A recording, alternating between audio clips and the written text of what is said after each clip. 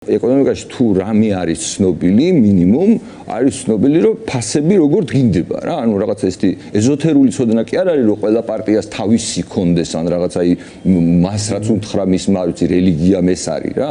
ანუ რაღაცა გაგებით ფასების საკითხი რას ნიშნავს ზოგადად? ფასები არის ცნობილი. აი წარმოიდგინე, რომ როდესაც მთავრობა ასეთ შეცდომას უშვებს, რომ ირჩევს რაღაც თემას, რომელსაც აი აპრიორი წინასწარ იცი, რომ წაგებულია. აი გამორიცხულია, რომ რაიმე ხელოვნური მეთოდებით ფასებზე ზემოქმედება მოახდინო, ანუ ხელოვნური რაღაც აკრძალვებს გულისხმობ რა.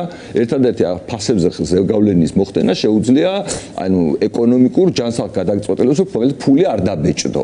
მაგალითად, არ ვიცი, ნაკლები ბარიერის შექმნა იმისათვის, რომ პროდუქცია მოხდეს ბაზარზე. ანუ ესენი არის ზოგადად ფასების შემცირების ინსტრუმენტები, ხო? და წინასწარ იცი, რომ ხელისუფლება ქმნის რაღაც კომისიას, სუსი შედის იმეებში, რა ქვია, სურსათის მაღაზიებში, აი არადეკვატურების მასშტაბს აღწერ იმ ადამიანებისთვის, ვისაც ესმით ეს თემა კონკრეტულად და აქეთ არის წარმოიდგინე მთელი ოპოზიცია, რომელიც აი ალიანსშიც კი ორი რაღაცა იდეა გაჩნდა ფასებთან მიმართებაში, ანუ ერთ რაღაცა დაჯგუფებაში პარტიების ორი იდეა არის, რომ აი ესე კი არა, აი ესე უნდა შემცირდეს ფასები რა. ნებისმიერ შემთხვევაში რა მთელ ოპოზიციას ეთქვა, რომ აი ეს სისულელეა.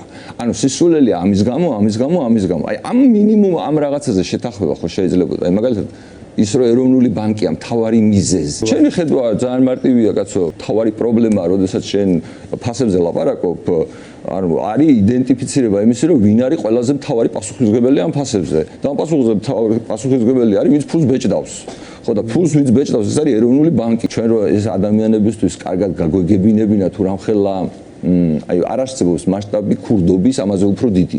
ანუ ხო არის ბევრნაირი რაღაცა ქურდობა შეიძლება რაღაც ბანკი და აღაჩაღო ისქნა, რა ვიცი, რაღაც სუბსიდიაც რაღაც თვალსაზრისით ძარცვა ერთი ჯგუფის ხვის სასარგებლოდ, მაგრამ აი ასეთი მასშტაბის ძარცვა, რომ ერთ წელიწადში 7 მილიარდი ლარი დაბეჭდე და ამაზე უბრალოდ რა ვიცი დისკუსია პოლიტიკურ სფეროში არ გამართულა, ვიდრე ოცნება აი ამ ტოპკას აგიწევდა და ანუ აი ამაზე დაიწყებდა ფასებზე კომისიით დაიწყებდა საუბარს და იმ კომისიაზე ეროვნული ბანკის პრეზიდენტი დაბარებულიც კი არ ეყოლებოდა.